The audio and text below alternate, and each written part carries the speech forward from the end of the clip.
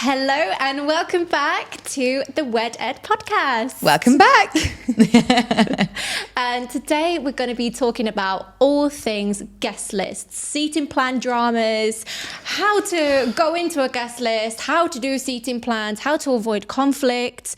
So yeah, where should we start? Let's get stuck in. I have to say, this is one of, I think, the most stressful parts of our job. For sure. And it's actually the most stressful part for the bride as well and the groom, because obviously even inviting your guests, you're like, who do you invite? Exactly. So where should we start? Should we start with the bride side? I think so, because it'd be really interesting, especially because the WedEd, I mean, we do aim this to planners, but it could be really useful, you know, as a bride, if you don't want to hire a wedding planner, this can also be really useful for you to get some information on how to plan your wedding yourself. So yeah, from the bride's perspective, how do you start? How do you know who to invite? Exactly. So let's get stuck in. So this is actually a part that we probably don't actually physically get involved with. Generally, when a bride and groom come to us, at this point, they've got at least an idea of how many guests they've got. So they'd come and be like, it's approximately 150, it's approximately 200. And obviously it varies from maybe, I don't know, 20, 30% or whatever it might be. Yeah. So let's sort of break it down. How would we recommend to a bride how to, if they'd asked us this, how would we recommend that they broke this down?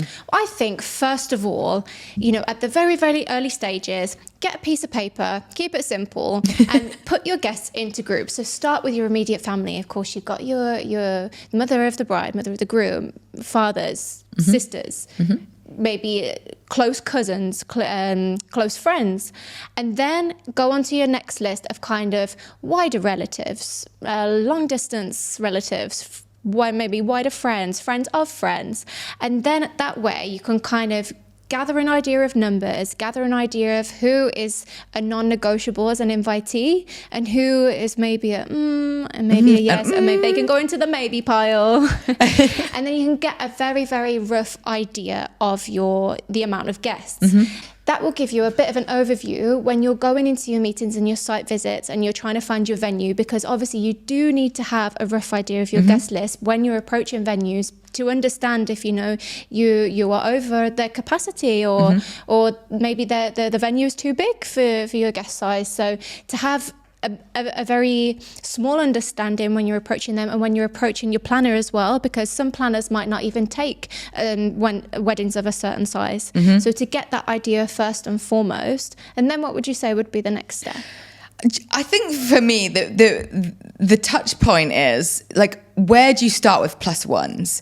Because for me, like that part is really easy. You know, if I'm creating a guest list, right, I know exactly who I would invite to my wedding. I'm like, yep. No, I'd be a bit, you know, firm. But then obviously you kind of like, you've got a couple of friends where maybe you don't want them to come on their own. Do you invite plus ones or not? I think, personally, invite a plus one when it's close friends and close relatives, and then everyone else can piss off. Say it as it is. But I mean, you can understand, because if it's a close friend or a close relative, you're most likely to know their plus one or know their partner or their friend, whoever they're bringing. But if it's other people, then, you know, it shouldn't, in my opinion, it shouldn't be expected. Well, I've seen this one wedding before, and this wasn't a Couture Events wedding. I'd just like to add in disclaimer. And one of the plus ones got absolutely wasted. See, this would be my fear. Like, absolutely. And the thing is like the bride and groom had no way to go over and be like, listen, you know, and actually conversations like that did actually happen. And he didn't care. He was like, whatever. I'm just here for shits and gigs. Yeah. Like, and he was literally, and actually it caused him to split up with the person that he was with. Oh no. Yeah. Because and when I'm say he was drunk, I'm talking like, you know, when someone's so drunk and they've got a drink in their hand and they're talking and then it's spilling over, like there's spillage everywhere. God. Yeah. Really bad, like making ruckus, getting onto the stage, grabbing the mic, like we're talking like bad. Yeah. I'm surprised he wasn't escorted out. But on that note, off topic, but kind of the same. What's your opinions on kids at weddings? Yes or no? Well, this is a topic that I've had recently, actually, that we've been discussing recently. And it's so tough because, like, say if it's like our age, right? Yeah. Nearly everyone we know has kids now. Yeah. So, I mean, we've done weddings where there's been a strict no kids policy, and then we've done weddings where there's kids everywhere. And actually, it's been really beautiful because that's the kind of point in their lives where they're at. So it's such a tough one, isn't it? Like, I think it really depends on the couple. For sure. And there's actually a lot of kind of anxiety, I guess, from the bride and groom's perspective around saying if they don't want kids to be there, you know, there's kind of a stigma around, can we say it or not? But you can. It's your day. At the end of the day, you're paying for all of these people, and it's your right to determine who can come and who can't come. I mean, the last thing you want is to spend hundreds and hundreds and hundreds of thousands of, you know, of dollars on a wedding, and then in that one moment when you say I do, some grubby hands go on. Like, that's the last thing you want. And especially if it's not close within your family and you don't know how you're not really familiar with the child and how they're going to react. I think you're more than in your rights, especially for the ceremony. Reception is a different story. And in fact, I think kids can even enhance it sometimes to make it even more They fun. have for us, for sure, you know. And even in ceremonies, though, you know, you've got like the little boy walking down the aisle and like, you know, he's... And we did that one wedding with the little baby in the wheelbarrow. Oh, honestly. Well, do you know what? He wasn't meant to be in that little wheelbarrow. He was meant to walk down, and he had the biggest strop just before.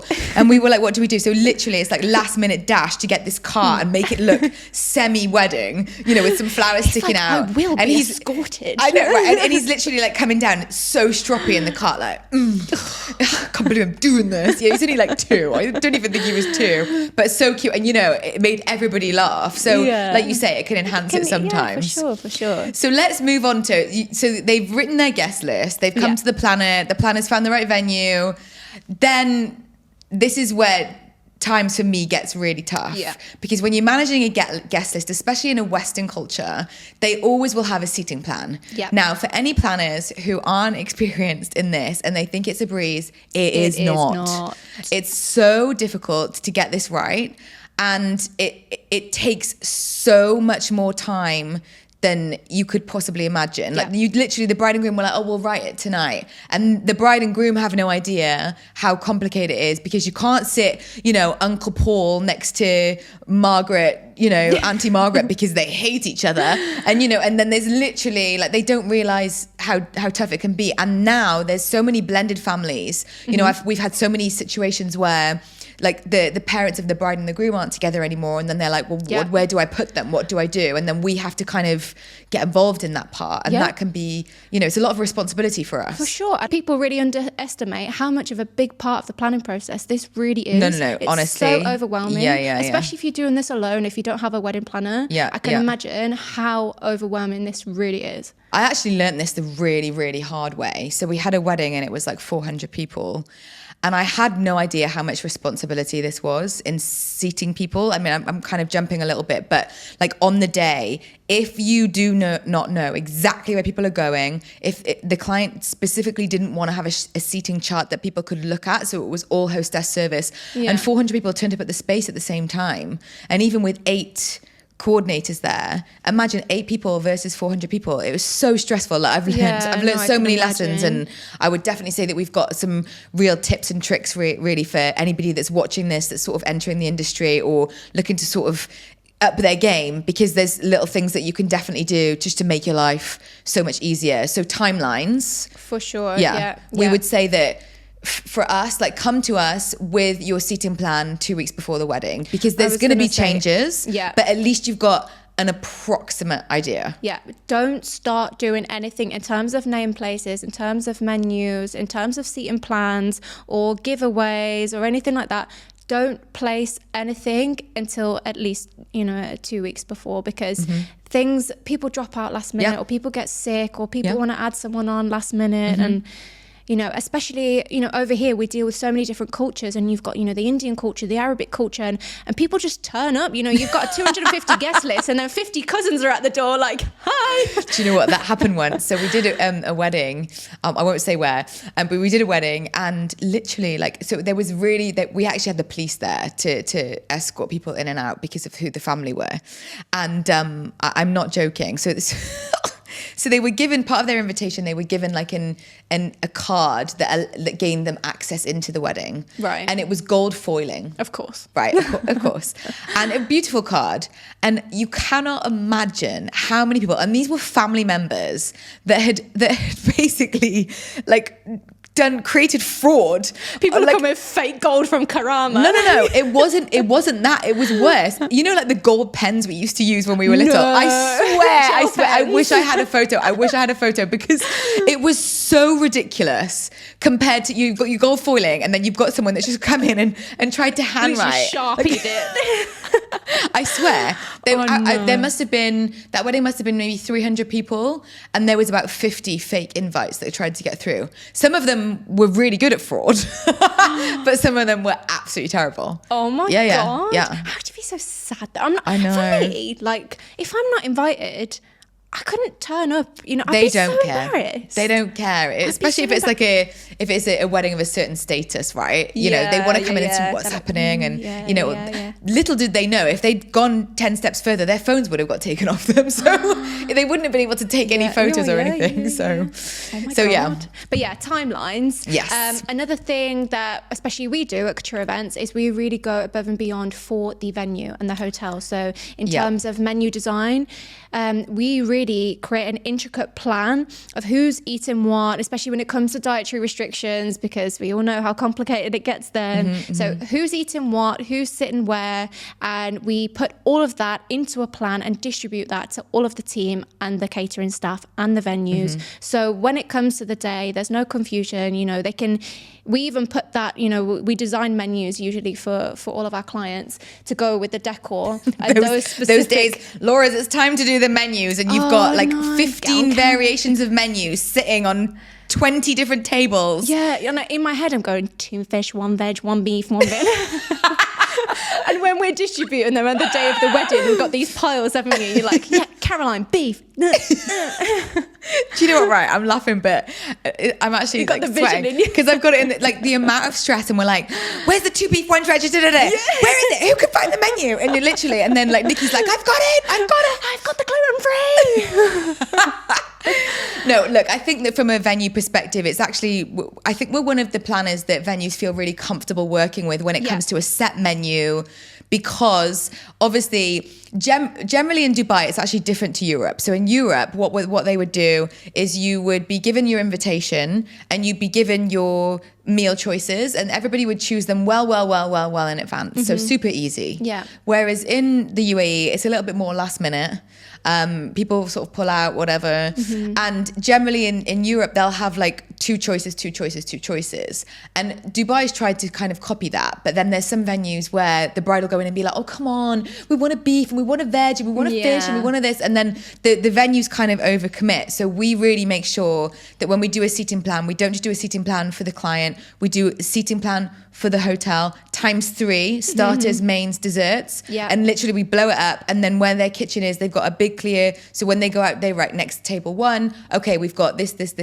And they literally come out with the right plates. And we've done that with several venues. And I mean, like, it's kind of like a bit of a, you know, pat on the back here, but they've all said that we get afterwards. And to be honest, I would have thought that was a bit of a given from a planner. I mean, it's the least we can do really just to make a bit of a smooth transition when it comes to the meal because delivery. if it's not well planned, it kind of falls on us anyway. Exactly, yeah. And we actually had a client, didn't we, that was maybe considering bringing in their own catering staff, and it was all a bit, you know, difficult with the venue, and they was a bit put off the idea because of that. They was thinking logistically it's going to be a nightmare, and we was like, oh, hold on, don't worry, because we do this. And they're like, oh, really?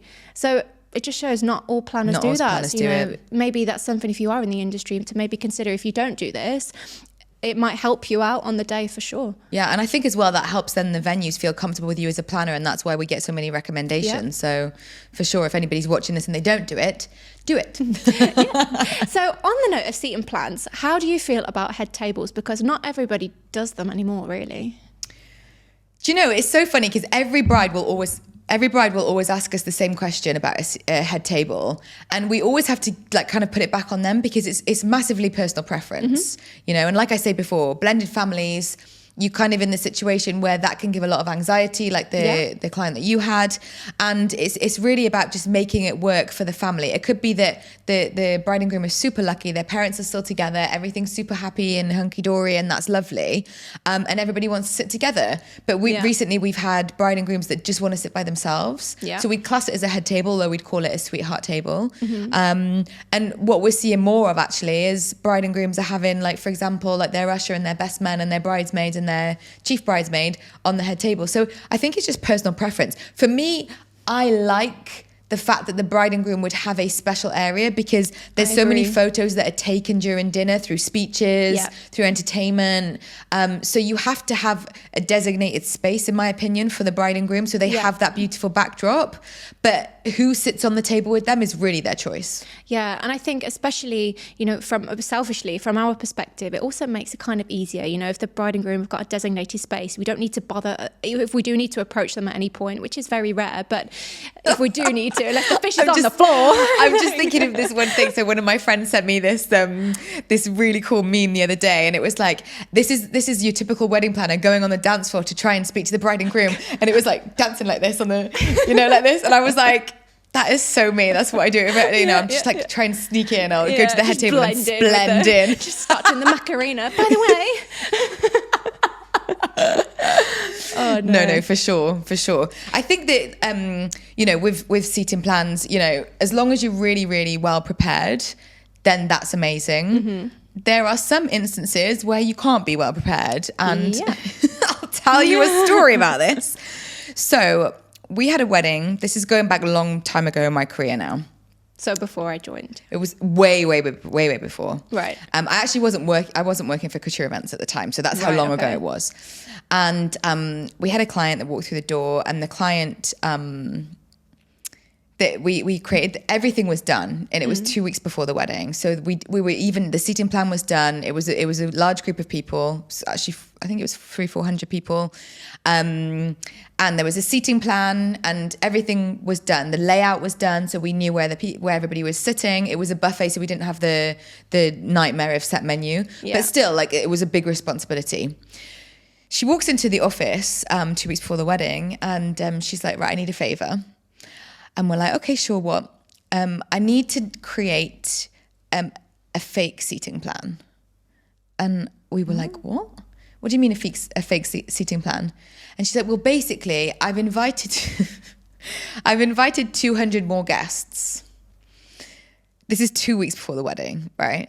I've invited 200 more guests, but they're all from my side and not from the other side, the bride side, because she was from the groom side. And I don't want the bride to know that I've invited an extra 200, because then we're going to have to invite another 200 from their side. Well, she's not going to notice the 200 people are just there, like, walk through the door. Jesus Christ. So, you know, obviously, this is going back a long time ago. And with the experience that I've got now, that would have been a massive red flag. And I would have been like, absolutely not. Yeah. Like, I would have really stuck to my guns, because on the day, who was honestly. She? Like the groom's sister? She was the mother of the groom. And anyway, so obviously the customer's always right is what you're always told. So we create, you know, a fake seating plan, and internally we're like, oh my God, we were getting really anxious, because we knew that this was going to be an absolute show. Yeah, you know, like, it was going to be horrendous. Yeah. So anyway, so we create this fake layout, and we go to the venue. And obviously you've got like the kind of the CAD drawing, right, of the file.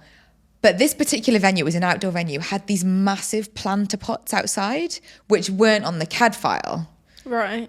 Like, we're talking like from me to you, and from me to you, maybe times two, and massive trees. Right, like, we're not talking, you couldn't move them. Like, they were fully fixed into the venue. And so we got there, this was now a week before the wedding. And I'm saying to the team, how are we going to fit an extra 20 tables? 20 tables. It's not a few. Wanted to seat them as well. 100% all seated, mate. All seated. Yeah. Like, with a new seating plan, but this was a fake seating plan. She'd moved all the tables. So basically, we then called her to the venue, and we were like, listen, this needs to get serious now, because this is what we're facing. She was like, oh, do you know, it's fine. Just put the tables behind the planter pots, not a problem. And we're like, but how are they going to see the stage? And how are they going to see the bride and groom and the dance floor? She went, oh, don't worry, we'll just put like the non-important people there. Now you can imagine, like you're a week before the wedding at this point. Like I wouldn't like to call myself inexperienced at this point, but compared to where I am now, which is many, many years down the line, of course. That should have been like the bride didn't know nothing. The bride didn't know any of this. The bride and the whole family didn't know any of this. So what happened on the wedding day? Well, first of all, we were like, listen, like I was like, you can't have somebody that cannot see anything because it's covered by trees. So we actually installed LED screens that had a live feed to show. I swear. They do that anyway. No, to show the area, right? And then on the day, when I tell you, it was the most horrendous moment of my life for seating plans. I really genuinely mean it. It was because what happened is, even though we had the right seating plan with all these people, the correct one, the real one, and we were taking people to their seats, they were like, this can't be right. I'm the uncle. You know, I'm her uncle. And I've got a seat and I can't even see her. But so the uncle was behind the plant pot. Any of her family, she'd moved them all because she'd an extra 20 tables. She moved nearly all of the family behind. Oh my God. But literally, I honestly, I can't even tell you how awful it was. Anyway, so what they started to do is they just started to sit wherever they wanted. Just a free-for-all. A free-for-all. So then when people were actually coming and you were taking them to a table, which was their table. Someone sat there. The whole table's occupied, which made us look so unprofessional. And honestly, it was probably the biggest moment in my career where I realized that the client is not always right. Yeah. And you have to take charge in those moments. You have to put your foot down. You have to put your foot down. And you can't be pushed into a corner like that. If you are considering getting into the industry and you do consider yourself quite timid or, you know, quite shy and not really, you know, a leader as such, this is where you need to develop those skills, because once you, especially on the day itself, you've got to be, you know, directing people, your vendors, even the clients, you know, because they're hiring you for a reason. You need to be pushy, you know, you need to be bossy, even if you're scared of how you come across. You've got to be forceful with the direction. In the right way. But for sure, in a polite way, in a professional way. But in order to adhere to the timeline, and to make things run as smoothly as possible, you've got to put your foot down. And that is a massive part of a transition. You know, you want things, because you know what, it doesn't matter what would happen at a wedding. It could be the most beautiful wedding. It could be the most well-planned wedding. The entertainment could be amazing. If it takes an hour to seat people, that's all they're going to remember. It's a knock-on effect. It's all they're going to remember. So wait, what was the bride's reaction when Bill and Ben, the flower pot men, started popping up? Do you know what, right? like jokes aside, she cried. I can imagine, yeah. She cried. No. And I'd never met the bride until that day, because the client was the mother of the groom. And I learned a very valuable lesson. We've had a few of these mother-in-laws, haven't we? We have. So if we kind of round it up, what would you say, maybe a solid piece of advice to end this about any planners or even brides who are starting the process and they're approaching the guest list? What would you say? Okay, let's break it up. So first of all, invite who means something to you. Yeah. Don't be forced. Obviously, if your parents are paying, then give them an allocated number of people that they're allowed to invite. And it stops at that, because that happens a lot with clients that we've had when the parents are paying. Then when you've got your guest list, don't change your mind. Don't get drunk on a night out and go and invite everybody, because I've seen that happen. Oh, come to the after party and we're meant to have 80 and there's 200 people there. So stick to your guns. Don't get drunk and re-invite or invite new people. And then on the day, make sure that you sit with your planner, or if you don't have a planner, you literally make sure you have a solid seating plan. Do not print that seating plan until, I would say, 2 days before the wedding, which sounds really last minute, but I'm telling you now, changes happen, people pull out, you know, honestly. So 2 days before the wedding, because otherwise, if you've got a seating plan that people are reading and they go into the wrong table, it's completely pointless that it's there anyway. Yeah. So just be as organized as possible, and don't stress about it. You know, don't argue with your partner about it. We've had clients that have all argued with their partners about this. You know, it is a stressful part. Have a glass of wine, sit down, make a fun night of it where you can, you know, just place everybody out. And once you've got it, stick to it. And then prepare for the venue side of what the venue needs to do. And the planners, for sure, if they're watching this, follow what we've said. Have your starters, your mains, and your desserts. Do new seating plans for the hotels because they will respect you for it and they'll recommend you in the future. Yeah, for sure. And if you are a bride or groom even, don't be afraid to put your foot down with your guests. You know, you're absolutely in your rights to say who can and can't come. Yep. If you want children, if you don't want children, if you want pets, if you don't want pets, you know. Dogs allowed. Yeah, so don't be afraid to put your foot down. As Hannah said, turn up and enjoy, and make sure that your invitations cannot be copied or frauded in any way. Hide the Sharpie pens. Even with gold foiling, no one will try it again. Yeah.